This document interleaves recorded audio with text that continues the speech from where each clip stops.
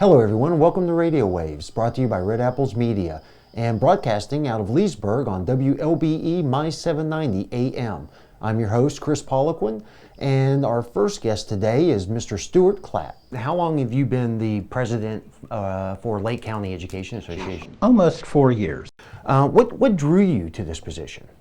What drew me to this? From going from being an educator in the classroom to actually being a part of the association, overseeing what you do. Well, what I saw was the attacks on educators, both in the national media, and I looked around at my peers and saw that we have some very good educators that need someone to stand up for them. And with my other careers being in management and in media, I decided to run for president. It's an elected position, and to be able to advocate on behalf of our quality teachers here in Lake County. Was there anything in that you kind of had to live through that you're like, man, someone's got to do something about this?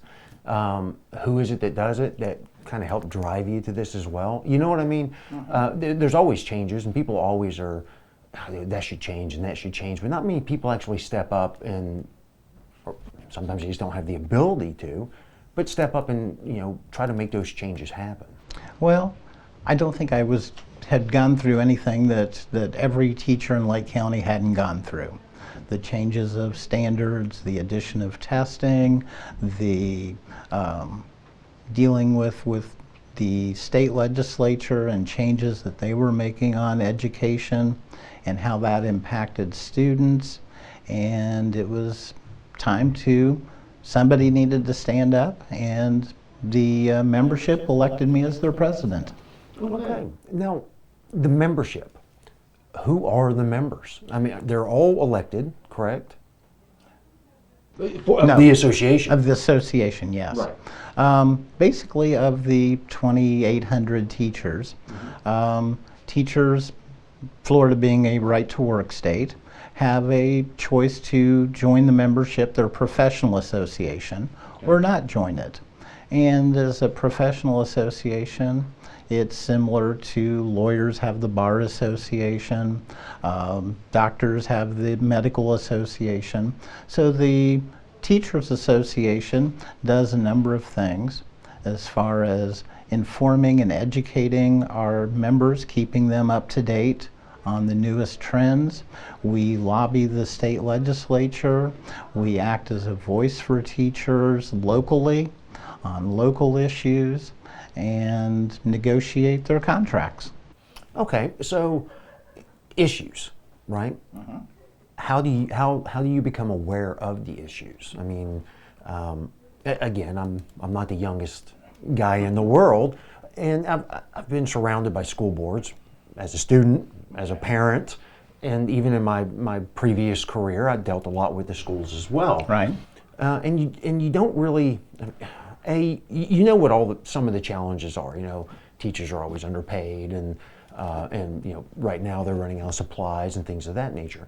But how does, for lack of a better term, your constituents, the people that you are representing, where's their voice heard? Is there a suggestion box outside your door? Emails? Where do you hear their voice and identify what you need to focus on for change?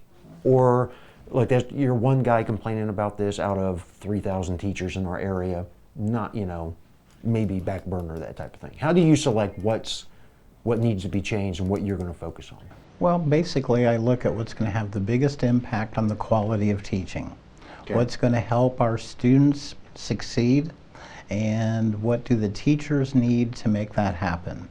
Okay. And that may be legislation at the state level that needs to be addressed, changed, corrected. It may be local issues.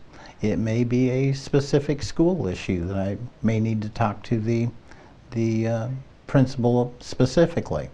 I have a network of building representatives in all of the Lake County facilities who also act as a representative for their membership.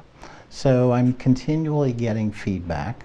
And then I also do a weekly email to the entire membership so that they're able to respond, to email me directly with issues that they want or may have that needs to be addressed. Okay, that sounds like a lot. I mean, it really, really does. It really does. And I know that a lot of the issues don't come directly to you, although they may through personal emails or for the president itself. But when you talk about local issues, like at one particular high school, what are some examples of that? Because a lot of parents are out there, and again, the general issues. Every year we get the little note on the piece of paper. It says, "Can you please give us a ream of paper because we can't Xerox what I want to?" And so parents can identify with specific, or the ones that are up and in your face. But what might the public, what should we know that teachers are facing that we just don't?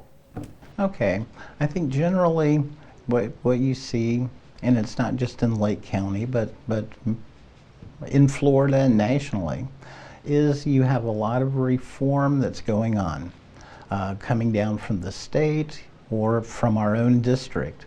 And so all of these new initiatives get added on to the teacher's plate. Mm-hmm. But yet as the new reform the next year comes down, nothing necessarily is taken off. So you have additional requirements, initiatives being added each year. And so the teacher has to juggle the initiative and what's best for students and what works. And then additionally, I have a group of parents and teachers called Test Watch that are working on the testing issues, the amount of testing, how much testing is taking out of student instruction during the course of a school year, and determining what's necessary and what's just added on. Right, the extra stuff. Right. So what are some of the larger challenges that you're facing now? Are there any emergent issues, or do we not have the right size carton of milk in the lunchrooms at Mount Dora High School? And I'm making light of the subject, but a lot of us just don't know what teachers face. Well, I think in Lake County we have we're coming to a crisis, a crossroads, if you will. Okay. We have a superintendent her contract is up at the end of June of 2017. Okay. So we are in the process of giving input into what we want in a new superintendent and working with the committee that's determining that. We also have a school board election coming up, where we will have 2 new school board members elected. So we're at a crossroads as to the direction of education in Lake County. So you're saying that the election is actually in 2017? Well, her contract runs out in June of 2017. Okay, now, and that is an elected position as well? No, that's appointed. And that's hired by the school board. By the school board itself. Right. Okay. And what's the selection process for that? Well, can anybody just put in an application? Because I'd love to be top dog in the school district. Well, in Lake County, what we've done is each school board member can name some people to the selection committee. Okay. Then there are other people in groups like the League of Women Voters, the Lake County Education Association, the SEIU, who represents classified workers, all have a seat at the table. And we develop the criteria as to what that applicant is going to look like. And then the school board has additionally hired a search firm, Ray and Associates, that the search committee is working with to be able to do a nationwide search as to what's going to work best here in Lake County. Is that right? So you don't just look, it's not a fleet up, so to speak. It's not, you've been one of our principals for the last 30 years, you're phenomenal, and it's just part of the professional ladder. It can be, okay. But I think by developing the criteria of what we need in leadership for our schools, having a national search, we're looking for someone who can come to Lake County with the skills, the management, the leadership ability to be able to guide our school system into the next decade. Okay. So what are you looking for then in a superintendent? Well, I'm personally. Yeah, no, personally, of Okay. course. I would like a superintendent that actually listens to and gets feedback from the teachers. Okay. And that we know that in management in a lot of industries, it's the worker in the field that sometimes knows how to do the job best, what is actually going to work. So I'd like a superintendent who will include teachers at the table as we're discussing issues, Sure. as we're discussing what direction we're going to go, what new initiative we might want to introduce, and listen to the feedback from the teacher and the parent primarily, because the parent has some good feedback, which is why we work, teacher and parents working together on several of our committees, because we know that the two working together is what's going to make the best advancement for the student. Sure. Now, do you get a lot of feedback from the parents? Oh yes. Or does that always go through the schools where you find the educators saying, listen, this is what our parents are concerned about? It depends. I'm sure it's probably both, but. Okay. It depends on the issue. We have parents who have gone to Tallahassee and worked on introducing recess into the elementary schools, or reintroducing it. We've had Got to have recess and, you know. We've had groups going to work on the abundance of testing and the impact that all of the testing has on the student and on the classroom. And as I talk about testing, it's not like when you were in school you took a chemistry test and got a grade. These are tests that sometimes last 3-4 hours and can determine whether you're going to get promoted or not. All right. Well, listen, that's a wealth of information. I want to thank you for taking time out of your day to join us. No problem. We're going to take a break, and when we come back, we'll be speaking with Miss Rosanne Brandeburg. Stay tuned.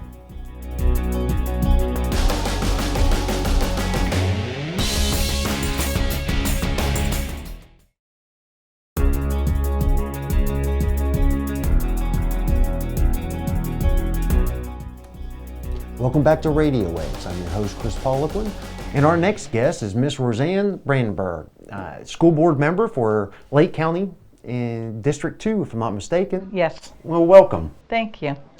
Well, I'd like to ask you, you're a board member, and you know, if you were listening to our last guest, everybody in the world knows there's a school board and there's board members. And if you ask somebody, well, what exactly do? They work at the school board. So, tell me a little bit about your position as a school board member and how long you've actually sat there, because you've been there quite a while. I have. I am completing my 8th year. So school board member, they serve a 4-year term, and then they can decide if they're going to run again, and if they're reelected, they can serve another 4 years and continue as long as they wish. Now, I am concluding my 8th year. I have decided that I will not seek a 3rd term, and a big reason with that is my husband passed away unexpectedly 2 years ago. He was my sign boy, and that's what he called himself. So he put up all of my signs. He ran interference for me. He took care of things at home, and I have one son who's off at college.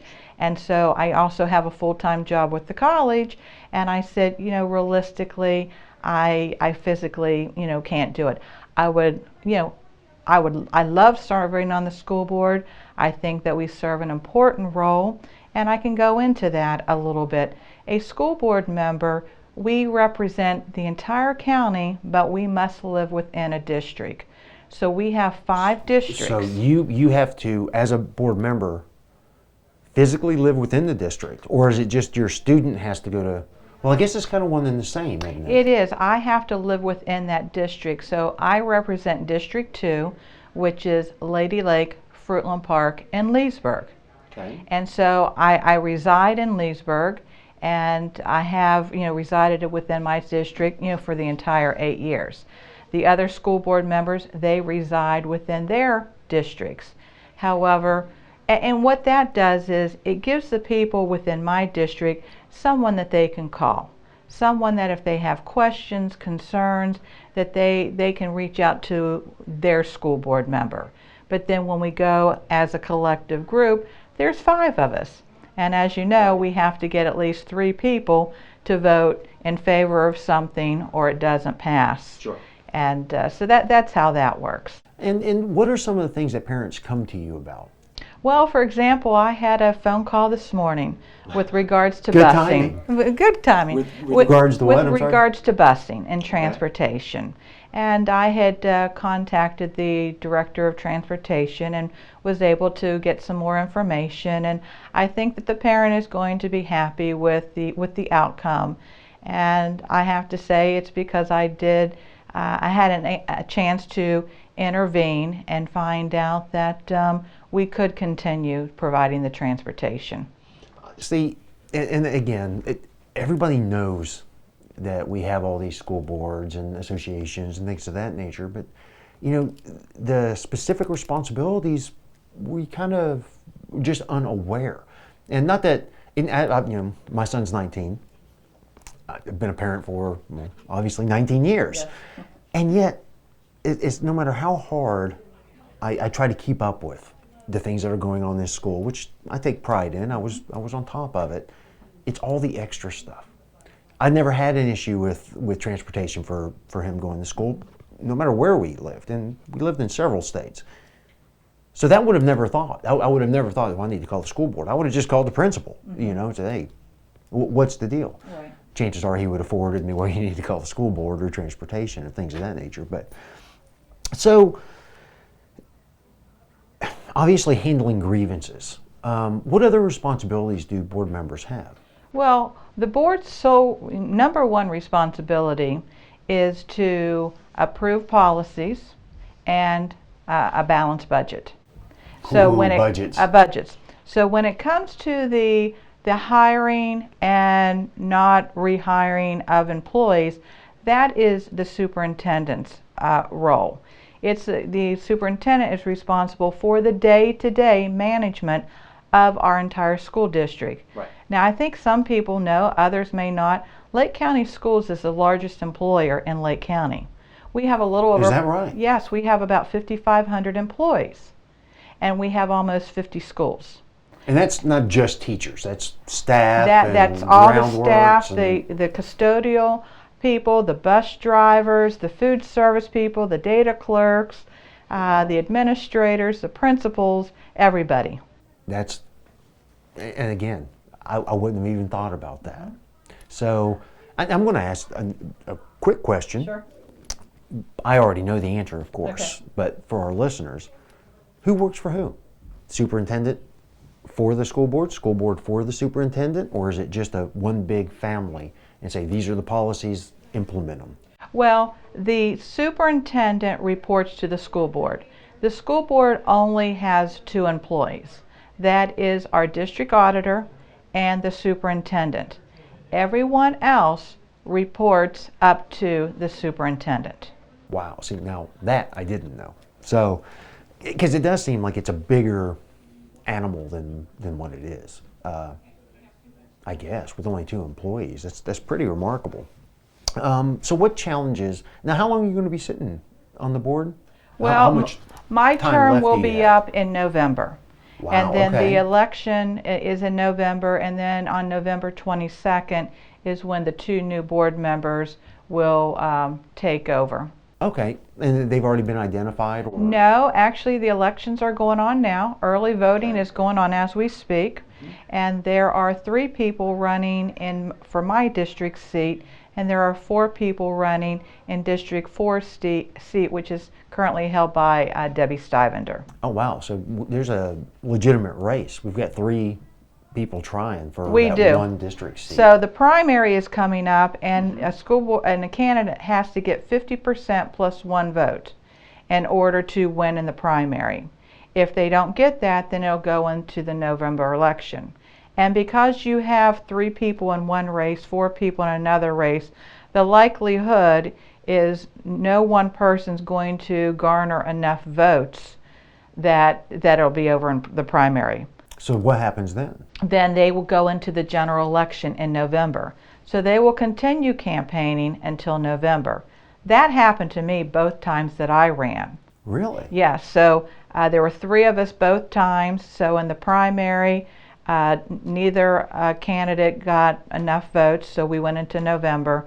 And then fortunately, I was able to win the November election both times. Elections in general, especially now's the season for it, they're more complicated than what you would think. I mean, we're not talking about the national Trump versus Hillary, Right. you know, we're talking about local level. And again, I do a lot of asking around, and unfortunately, a lot of times, like if I were to ask someone on the street, who are you going to vote for?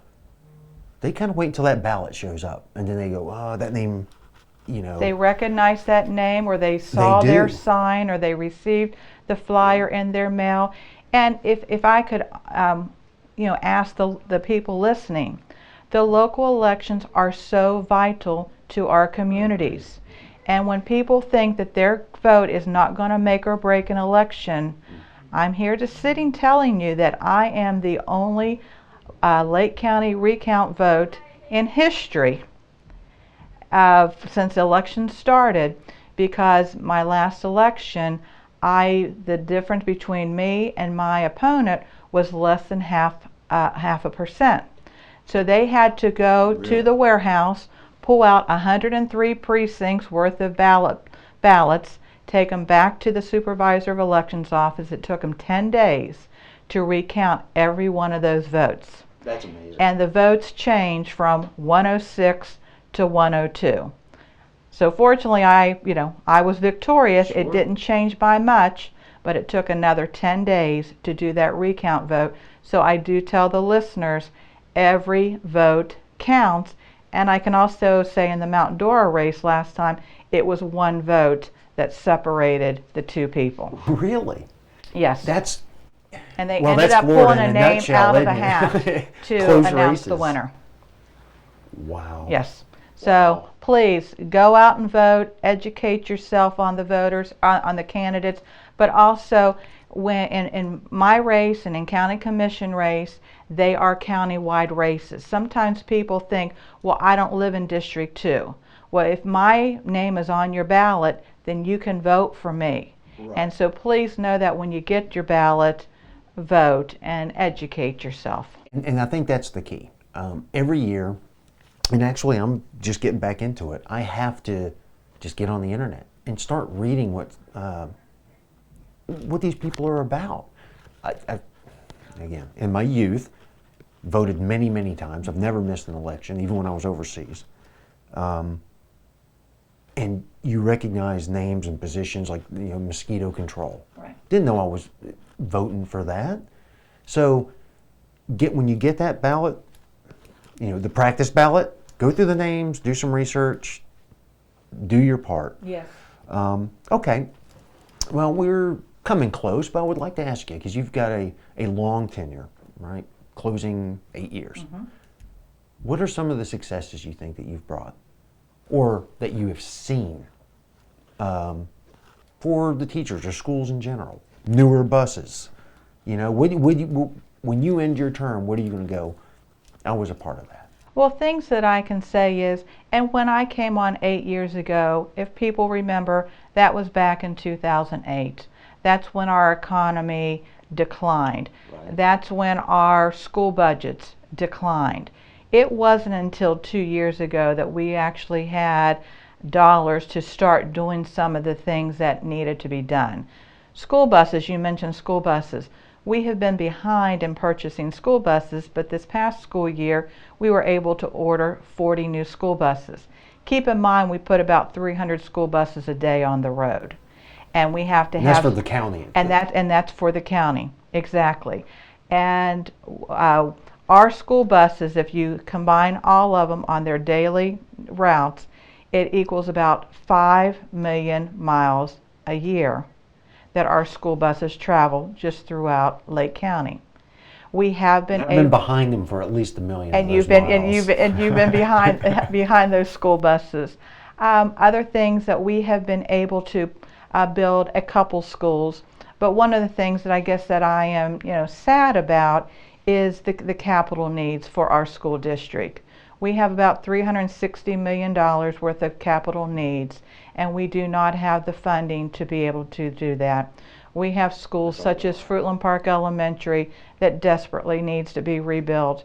We need a new school down in the Four Corners end of South Lake County. We have other schools that just need repairs and maintenance, and we continue to put Band-Aids on because we don't have the funds. Sure. And Sure. people, we have great schools. We have great students. We have great teachers. We have great employees. And I just would like to find a way to be able to let the community know that they need to invest in our schools. Well, I think that's a very powerful message. I really do, and I'm a believer in it. But that's all the time we have for now. Rosanne, thank you very much for coming. Thank you, Kris. And I would like to thank all of our listeners on WLBE, my 790 AM. And if you're watching us on LSTV, Comcast Channel 13, Bright House 498, or CenturyLink Prison number 13. And if you or your organization want to be a guest on our show, give us a call at Red Apples Media, 352-801-7106. Till next time, I'm Kris Poliquin. Thank you.